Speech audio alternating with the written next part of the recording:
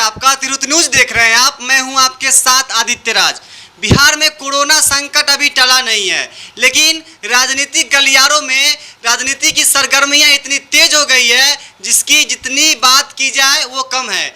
एक और जहां सत्ता पक्ष के लोग लालू यादव के 15 साल के शासन को याद कर रहे हैं, वहीं विपक्ष के नेता तेजस्वी यादव का कहना है कि बिहार में नीतीश कुमार के शासन में 15 साल में जितनी नौकरियां हुई है उनको जिलेवार और जातिवार उनका विवरण दिया जाए। इन्हीं सब मुद्दों पर बात करने के लिए हमारे साथ युवा विकास दल के राष्ट्रीय अध्यक्ष अभिषेक कुमार ठाकुर जी हैं। स्वागत है सर आपका तिरुत न्यूज में। धन्यवाद, बहुत बहुत नमस्कार आप सभी का, आपके सभी दर्शकों को। सर, बिहार में अभी कोरोना संकट चल रहा है, लेकिन राजनीतिक सरगर्मियां इतनी बढ़ गई है, क्या कहेंगे इस पर आप?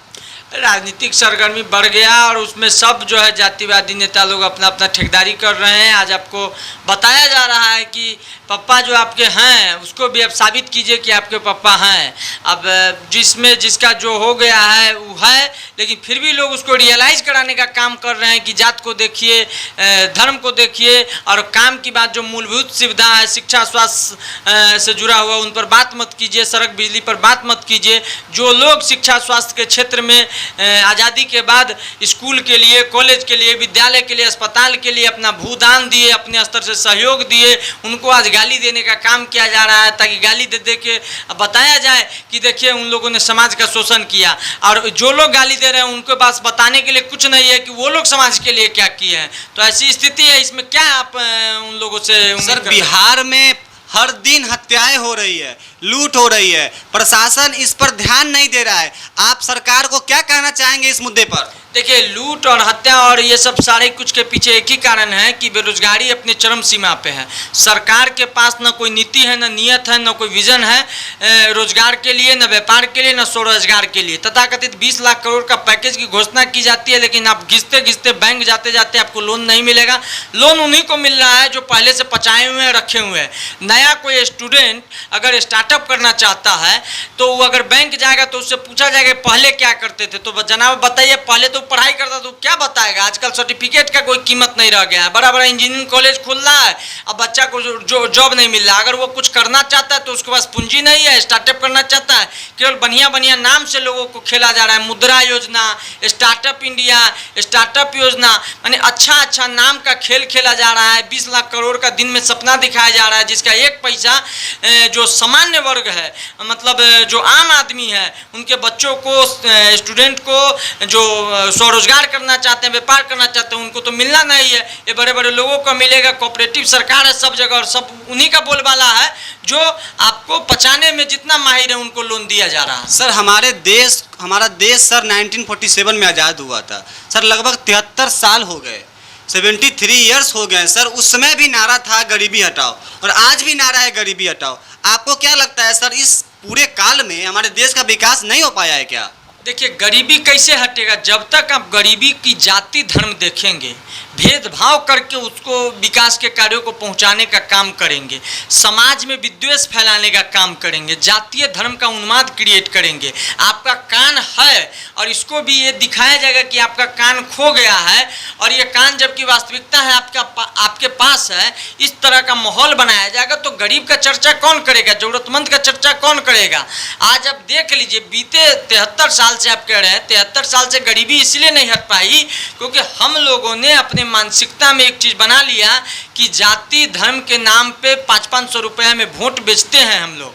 और 500-500 रुपए में जब आप 5 परिवार का वोट बेचिएगा, अपना जमीर बेच लीजिएगा, तो अब किस मुंह से अपने मुखिया से, वार्ड पार्षद से, अपने जनप्रतिनिधि, विधायक से, सांसद से सवाल पूछिएगा कि जो विकास होना चाहिए उसके क्षेत्र में होगा? शिक्षा, स्वास्थ्य, हर चीज चौपट है, क्योंकि सरकारी विद्यालयों का आलम यह है कि कोई भी सरकारी कर्मचारी अपने बच्चों को उसमें नहीं पढ़ा सकती। और जब तक यह अनिवार्य नहीं किया जाएगा कि सरकारी कर्मचारी का बच्चा सरकारी विद्यालय में पढ़े, तब तक सरकारी व्यवस्था का हाल वही होगा, क्योंकि उसमें तो वीआईपी लोगों के बच्चे पढ़ते नहीं है, गरीब दलित शोषित के बच्चे पढ़ते हैं। तो उसको डेवलप करके क्या मिलेगा? बिहार यूनिवर्सिटी का आलम देख लीजिए क्या है। तो 5-5 साल में जब डिग्री मिलेगा तो बच्चा को तो इन्वॉल्व रखा जाता है कि जिंदगी भर पढ़ते रहो। जब 35 साल के बाद उसको कहेगा कि अब क्या होगा, तो वो किराना दुकान मजबूरी में लेके शादी ब्याह करना है तो खोल के बैठेगा। तो ये सारा व्यवस्था इसीलिए क्रिएट किया जा रहा है ताकि ये जो व्यापार है, राजनीति एक व्यापार बन चुका है, वो चलता रहे।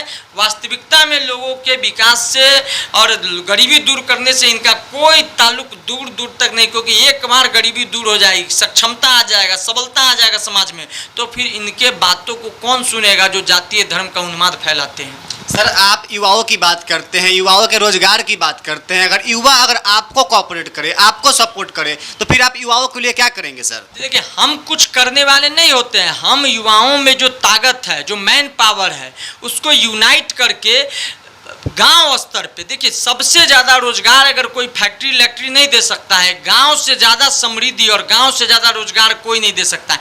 80% लोग गांव में कृषि पेशा से जुड़े हुए हैं। एक तरफ आप देखिए, किसान को मजदूर नहीं मिलता है खेतों में काम करने के लिए। क्यों नहीं मिलता है? क्योंकि किसान उतना पैसा बियर नहीं कर पाता। इसकी मूल वजह है कि किसान के जो फसल का दाम मिलना चाहिए, आप देखे होइएगा आज समिति में 10 रुपये प्याज मिल रहा है, तो सोचिए जहां प्याज का पैदावार होता होगा 1 रुपये 2 रुपये मिलता होगा। तो जब किसान उत्पादन अत्यधिक करता है तो उसके फसल का रियल कीमत नहीं मिलता है। जब उसके फसल का कीमत नहीं मिलेगा तब समझिए कि किसान बदहाल होगा, और किसान जब बदहाल होगा तो मजदूर को क्या देगा, और मजदूर अगर बदहाल होगा तो पलायन करने पे मजबूर होगा। आज किसान अपने बच्चे को किसान क्यों नहीं बनाना चाहता है, यह बहुत बड़ा सवाल है। इसलिए क्योंकि किसान को अपने धंधे में लगता है प्रॉफिट नहीं है, इसलिए वो जमीन बेच के अपने बच्चों को इंजीनियर, डॉक्टर, IAS IPS की तैयारी करवाता है। लेकिन दुर्भाग्य इस देश का कि जातीय और धर्म का ऐसा गंदा खेल होता है कि वहाँ भी उनके बच्चे सफल नहीं हो पाते। अंत में थक हार के जो है लूट, अपराधी, छिनतई ऐसे कार्यों में बहकने पर लिप्त हो जाते हैं। और उसके बाद सरकार भी और पुलिस प्रशासन भी ऐसे युवाओं को गुमराह करके फंसाने का काम करती है, उनको अपराधी बनाने का काम करती है। ऐसा ढेरों एग्जाम्पल है हमारे पास, जो सरकार, शासन, प्रशासन मिलकर लोगों को अपराधी बनाने का काम कर रहे हैं। ये थे अभिषेक कुमार ठाकुर। इनका सीधा कहना है कि सरकार वर्चुअल संवाद कर रही है, लेकिन एक्चुअल में जनता की गरीबी नहीं हट रही है, लोग भूख से मर रहे हैं। अगर इनको युवाओं ने कोऑपरेट किया, इनको अगर युवाओं ने सपोर्ट किया, तो यो युवाओं के साथ कदम से कदम मिला करके चलेंगे। धन्यवाद।